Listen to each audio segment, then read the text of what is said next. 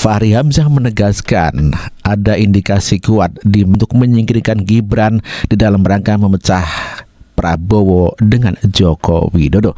Dan inilah pernyataan Fahri Hamzah, kita dengarkan sama-sama. Saya ada kecurigaan, kami ada kecurigaan terus terang aja. Banyak yang sekarang ini bergabung untuk bersatu. Tapi paling tidak mereka dua punya motif hindari. Yang pertama adalah motif untuk memecah persatuan yang sudah muncul dan Pak Jokowi.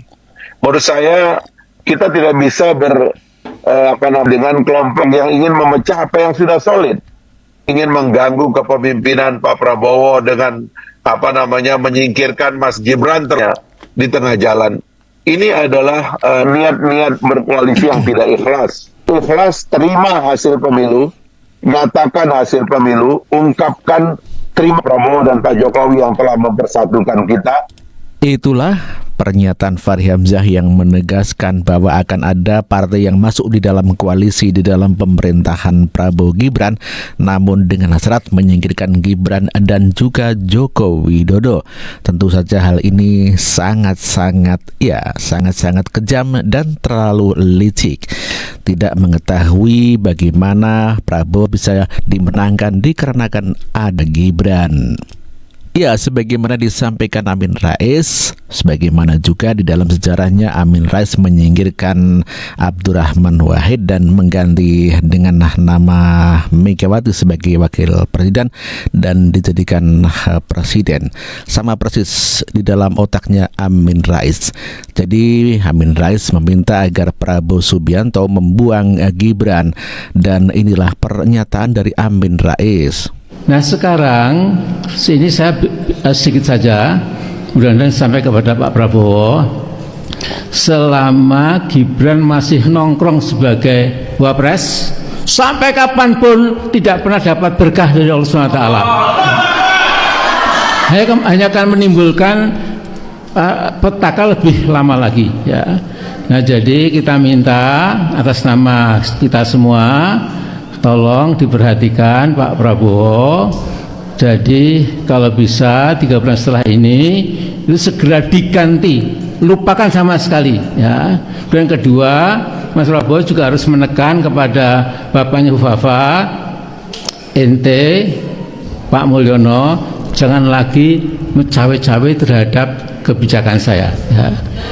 Kalau dilakukan, insya Allah yang diidealisasi, digambarkan secara ideal oleh Pak Prabowo itu pelan-pelan jadi kenyataan, ya. Itulah tadi pernyataan Amin Rais yang sebenarnya sesuai dengan apa yang dibicarakan oleh Fahri Hamzah, di mana memang ada upaya di mana untuk menyingkirkan Gibran dan juga Pak Joko Widodo. Mereka tanpa malu-malu menyingkirkan kepada Pak Joko Widodo yang telah berhasil memenangkan Pak Prabowo. Amin Rais berkali-kali mendukung Prabowo, namun demikian selalu gagal total. Setelah sukses melengsarkan Abdurrahman Wahid sebagai presiden dan mengganti Megawati sebagai wapres, kini Amin Rais dan PDIP bersatu untuk melengsarkan Gibran sebagai wapres dan akan menggantinya dengan Puan Maharani. Dan inilah pernyataan Abdurrahman Wahid ketika dia dilengsarkan oleh Amin Rais dan Megawati. Anda ini kayak orang geblek. Bedakan kepemimpinan kok bilang begitu. Ya, kalau Anda nggak bisa bedakan ya sudah lah sana. Ngapain sih ikut-ikutan di sini? Mau tahu? Kepemimpinan saya menghargai kedaulatan hukum. Kepemimpinan Megawati tidak menghargai hukum. Kepemimpinan Megawati tidak menghargai hukum, melainkan penyelesaian politis. Itu sudah dibuktikan dengan melengsarkan saya, manggil rapat di rumahnya di Kebagusan. Itu kalau mau tahu. Ketua MPR Profesor Dr. Amin Rais adalah penipu.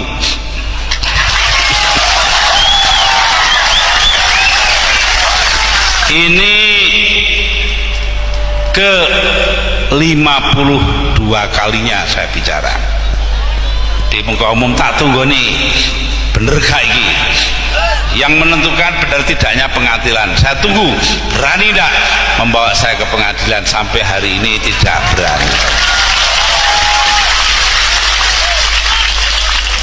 Mengapa saya berani mengatakan demikian? Dua bulan sebelum saya dipilih menjadi presiden, Amin Rais ditemani oleh Fuad Bawazir dan Al-Hilal Hamdi naik helikopter ke pesantren Buntet Astana Japura di Cirebon. Di sana berkumpul 60 orang kiai besar-besar didatangkan oleh Amin Rais, dan dia meminta kepada para ulama itu melalui kata-kata kepada Kiai Abdullah Abbas, pengasuh pondok pesantren tersebut, Kiai, kira-kira lo ya, Gus Dur itu disuruh jadi calon presiden. Kiainya jawab, nanti dalam 2 bulan sampean lengserkan. Lalu dia katakan, wallahi tidak akan mungkin itu terjadi. Panjang lebar, ya memang enggak 2 bulan, 20 bulan kemudian. Ya, artinya apa? Dia melanggar sumpahnya sendiri, janjinya sendiri. Lah orang melanggar sumpah atau janji itu kan penipu toh. Itulah tadi Rahman Wahid yang mengatakan bahwa Amin Rais adalah yang mengatakan tidak akan melengsarkan Abdurrahman Wahid, namun demikian pada kenyataannya tetap dilengsarkan. Begitu keji dan brutalnya mereka berdua. Puan Maharani tidak membantah apa yang telah viral di mana dirinya akan menggantikan Gibran, dan inilah pernyataan Puan Maharani ketika ditanya oleh wartawan. Beberapa waktu lalu sempat mencuat isu yang dihembuskan oleh salah satu politikus PDIP juga, bahwa Mbak Puan disebut-sebut akan menggantikan Wapres Mas Gibran. Nah, ini sebetulnya dari Mbak sudah monitor, sudah mendengar, dan bagaimana tanggapannya begitu Mbak? Terima kasih.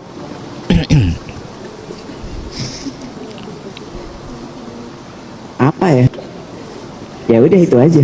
Udah Ya. tapi sempat mendengar begitu. Ya denger lah, pasti kan ada namanya isu ya, pasti denger. Itulah jawaban Puan Maharani yang tidak ya ataupun tidak. Dia cuma diam saja ditanya apakah benar akan menggantikan Gibran sebagai wakil presiden.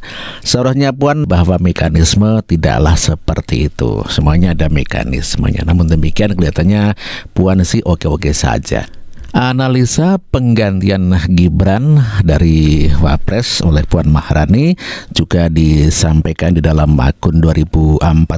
Tentu saja ini adalah orang-orang dari PDIP yang mendukung penggantian Gibran sebagai wakil presiden dengan menggunakan fufu fafa begitu ya. Bisa saja keputusan Presiden Prabowo nanti membatalkan keputusan Presiden Jokowi. Yang ini berimbas pada anaknya, kan gitu. Nah, sebagai gambaran sederhana kira-kira begini ya, kasus Fufu Fafa misalnya. Presiden memanggil wakil presiden, karena wakil presiden itu kan pembantu presiden, hampir sama dengan menteri ya. Panggil, kemudian presiden panggil Kapolri, panggil kepada Kepala Badan Siber Sandi Negara, ditanya, Kapolri, sesungguhnya ini akun siapa? Kepala BSSN, ini akun siapa? Gitu. Akun Bapak Wakil Presiden. Nah, kira-kira gitu. Wakil Presiden, gimana ini? Nah, kira-kira gitu. Oke, lanjutkan saja. Ya, karena bisa dibilang itu kan menyinggung harkat dan martabat keluarganya Presiden Prabowo Subianto. Salah satunya Salah satunya. Ya. Dan seperti dibilang misalnya diberikan nilai 11 dari 100 saja oleh Anies, sakitnya luar biasa, disinggung terus. Apalagi ini kan. Apalagi ini. Jadi tentu Prabowo juga tidak bisa marah sekarang, dia nahan. Oke lah, Prabowo bisa nahan marah, tapi di bawahnya apakah bisa gitu? Nah, ini menurut saya yang mungkin juga bisa menjadi snowball kasus ini, yang bisa juga menyebabkan terjadinya impeachment. Dalam politik segalanya sangat mungkin. Sudah dengar calon-calon penggantinya? Nah, masuk kosak-kosuk. Saya kira begini ya, tentu Prabowo adalah pemenang Pilpres, pemilu presiden. Nah, siapa pemenang pemilu legislatif ya PDIP. Ya saya kira kemarin dalam guyonan atau keceplosan atau ketika pertemuan Puan, Prabowo dan juga Pramono Anung, saya sih sudah perkirakan kalau saja terjadi impeachment terhadap Wakil Presiden Gibran, maka untuk stabilitas politik, Prabowo akan lebih nyaman Puan Maharani yang menjadi wakil presidennya. Bukan dari Kim ya? Bukan dari Kim, dengan alasan itu tadi, bahwa PDIP adalah pemenang pemilu legislatif. Tentu kita ingat pada saat PDIP menjadi oposisi di pemerintahan SBY, kayaknya tuh tidak ada bulan tanpa demo gitu. Dan PDIP dianggap mengganggu jalannya pemerintahan. Nah, mungkin Prabowo belajar dari SBY. Ingat loh, pertemuan kemarin ada pertemuan antara Prabowo dengan SBY. Kira-kira begini bisikannya, Mas Bowo, nanti Anda bisa diganggu kayak saya kalau tidak bawa-bawa PDIP. Saya aja sudah merangkul Pak Taufik Kemas jadi ketua MPR, masih diganggu-ganggu. Kira-kira gitu ya. Dibawain patung lagi ya buat demonya. Ya, sementara Jokowi tidak punya kekuasaan lagi begitu ya. Kalaupun duduk di One Team Press, itu bukan lembaga yang punya power begitu. Senada dengan Amin Rais, Deddy Sitorus dari PDIP juga senada, di mana PDIP siap untuk memanggilkan Gibran untuk ya mungkin diganti dengan Puan Maharani barangkali seperti itu. Dan kita dengarkan pernyataan Deddy Sitorus ketika ditanya oleh peserta seminar ya. Assalamualaikum warahmatullahi wabarakatuh. Saya Evi dari Forum Aksi. Pertanyaan saya singkat aja buat Pak Deddy Sitorus. Selama ini partai Bapak yang membawa Jokowi menjadi presiden. Assalamualaikum warahmatullahi wabarakatuh. Saya Evi dari Forum Aksi. Pertanyaan saya singkat aja buat Pak Deddy Sitorus. Selama ini partai Bapak yang membawa Jokowi menjadi presiden. Kami mungkin semua mau memaafkan dosa-dosanya itu, asalkan mampu gak partai Bapak ini mengadili Jokowi. Kedua, selama 10 tahun partai Bapak tuh turut menikmati. Terus ngapain aja apa yang sudah dilakukan, kok sekarang seolah-olah jadi korban. Kami peduli dan akan memaafkan semua itu, asalkan mampu gak Gibran dimasukkan, Jokowi diadili. Itu aja yang kami harapkan. Terima kasih. Assalamualaikum warahmatullahi wabarakatuh. Waalaikumsalam. Yang di belakang untuk bangsa itu sedikit, Bung. Saya perlu sedikit. Oligarki ini lintas etnik, lintas agama, lintas suku. Ya, lihat saja di kabinet sekarang tuh ada 5 menteri perwakilan salah satu juragan nih. Ya, jadi ngacon. Kenapa? Alah, kalian udah tahu, pura-pura nggak tahu. Ya, yang ini kesangkin banyaknya duit, selalu nanya, gua ngerjain siapa ya besok? Ya, ini ngeri nih. Ini bisa mengendalikan banyak hal, sampai dalam kabinet bisa 5 tuh barang. Jadi saya bayangkan ya, ada sebuah proyek namanya Food Estate di Merauke. Itu dialokasikan 6 triliun cetak sawah, irigasi dan jalan. Panjang jalan 150 km. Tahu apa isinya sepanjang 150 km? Kebun sawit 425.000 hektar. Gila nggak? Jadi jangan dikira food estate-nya yang dikejar, kagak. Yang dikejar tuh kebun sawit. Ya, PSN di di PIK. Masya Allah, dari mana tuh urusannya PSN? Yang di Serpong, gimana ceritanya bisa jadi PSN? Ya banyak hal lah. Ya, jadi ini bahaya. Ya, jadi nggak ada urusannya sama etnik, karena kaki tangan oligarki pun orang kita, Pak. Tadi Bapak udah sebut nama, masih banyak kawan-kawan itu di sana. Makasih. Ya, yang menarik. Oke, Bu, yang pertama, tolong singkat dan padat sebutkan nama. Assalamualaikum warahmatullahi wabarakatuh. Kalau singkat dan padat saya nggak mau karena banyak yang mau saya omongin. Insya Allah tidak mengambil hak orang lain. Maksimal 2 menit ya. Oke. Baiklah, saya langsung saja, saya coba cepat-cepat ya. Bapak Ibu sekalian yang saya cintai, kalau saya nggak memberikan pertanyaan, rugi saya datang pada hari ini ya. Bapak bangsa M. Nasir mengatakan jangan berhenti mendayung karena arus akan membawa hanyut ya. Pada hari ini kita sudah membuktikan. Saya ingin mengatakan di hadapan para narasumber sekalian, Rizal Fadilah dalam tulisannya mengatakan Jokowi adalah penyandra, penjahat, dan penjajah. Kita paham semua menteri dan aparat tunduk kepadanya. Bahkan setelah berhenti pun tidak cukup untuk membuat dia menjadi orang yang berhenti cawe-cawe. Saya ingin mengatakan ada setidaknya 3 yang saya catat yang berjuang pada hari ini. Satu diantaranya Tom Lembong, ya, dia sudah berhasil melepaskan dirinya dengan mengatakan bahwa impor itu sepengetahuan dan petunjuk dari Jokowi. Kedua, manusia merdeka yang bernama Said Didu, yang jelas-jelas ingin memperjuangkan bangsanya, tapi dia justru dilaporkan oleh Ketua Abdesi Desa Blimbing. Kemudian yang ketiga tentu saja dari partainya Bang Deddy, yaitu Mas Hasto, Sekjen PDIP, yang mungkin terinspirasi dari manusia merdeka. Sebelumnya saya ingin mengatakan, saya sebenarnya marah banget sama Bang Deddy Sitorus itu. Cuma alhamdulillah ya, ada perubahan, jadi saya melihatnya agak ganteng dikit begitu. Nah, cuma saya ingin menyampaikan begini Bang Deddy, untuk bisa melebur sebagai bangsa, bagi kami siapapun musuh Mulyono itu, siapapun juga yang memusuhi Mulyono adalah kawan kami ya. Kalau PDIP sudah masuk dalam perjuangan, tanda barang itu akan segera kelar begitu ya. Itu harapan kami. Cuma mohon maaf, saya harus jujur ya, karena kita ini orang-orang yang insya Allah baik ya, karena ini cuma jalannya untuk melebur itu. Ada perbedaan katakanlah prinsip di antara kita, tapi hari ini siapa sangka kita bersatu. Saya ingin mengatakan begini ya, kepada ibunda kami yang tercinta Ibu Megawati, masalah ini sebenarnya nggak sulit-sulit amat, itu gampang. Bagaimana caranya? Ada kejujuran dari pihak Megawati ya, dalam hal ini PDIP, untuk menyatakan secara nyata bahwa Joko Widodo adalah penjajah, penyandera, dan penjahat. Bahwa PDIP terus terang saja menyesal telah 2 periode menjadi kuda tunggangannya. Betul! Merdeka! Ya, saya kira begitu, itu harus ada, karena kalau tidak ada nggak bisa.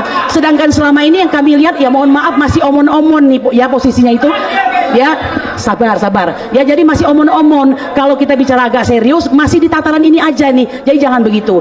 Seperti kata Pak Nasir lagi, bahwa jangan mengira kita sudah berada di tepi pantai, justru kita ini masih di tengah arus ya. Sedikit lagi Pak, namanya siapa Bu? Kurnia Pak. Kurnia. Satu lagi Pak, Bang Deddy, kami sudah memulai ya. Kami tidak suka dengan pemberian negara kepada Jokowi yang hampir 100 miliar dengan tidak dibantu oleh siapapun, dengan biaya sendiri. Kami bersama Aliansi Rakyat Menggugat, Aliansi Solo Bergerak, Aliansi Emak-Emak Lintas Provinsi hadir di Colomadu. Mungkin Anda sudah mengetahui ya. Ini bukan gagah-gagahan. Kami meninggalkan dapur kami apa boleh buat berhadapan dengan para aparat yang ternyata sudah siap sedia di gudang kosong di depan Colomadu ya, sudah kami buktikan. Jadi apa yang kami sampaikan ini keresahan hati kami, menurut kami bisa diatasi asal PDIP jujur maju paling depan untuk menyatakan Jokowi adalah orang yang sudah. Nah, berani apa enggak? Saya kira gitu aja ya Pak. Tambahan Pak, Ibu Bivitri, sebentar, untuk Ibu Bivitri, kemudian Bang Ferry Hamsari, ini adalah orang-orang yang menjadi apa namanya di muka hari ini karena mereka bicara hukum. Satu-satunya untuk mengadili Jokowi hanya lewat jalur hukum. Jokowi yang sudah kami lakukan adalah mengenai pemalsuan dokumen, kemudian pemalsuan informasi dalam akta autentik pasal 263 dan 266. Lalu bagaimana dengan si Fufafa ini, si anak tengil ini? Banyak Pak, penodaan agama, kemudian pornografi ya, dan yang ketiga perbuatan tidak menyenangkan dan sebagainya. Banyak pintu masuknya. Kami menunggu Bang Ferry Hamsari, Ibu Bivitri Susanti, Bang Refli Harun, ada nggak ya? Bang Refli Harun, semuanya. Kalau kita bersatu, oh ya satu lagi yang paling keren nih Bang Abraham Samad ya. Mohon kalau perlu Pak jumpai dong Pak Jokowi, Pak Prabowo. Tolong disampaikan, disadarkan supaya nggak kena sirap begitu. Demikian. Assalamualaikum warahmatullahi wabarakatuh. Merdeka!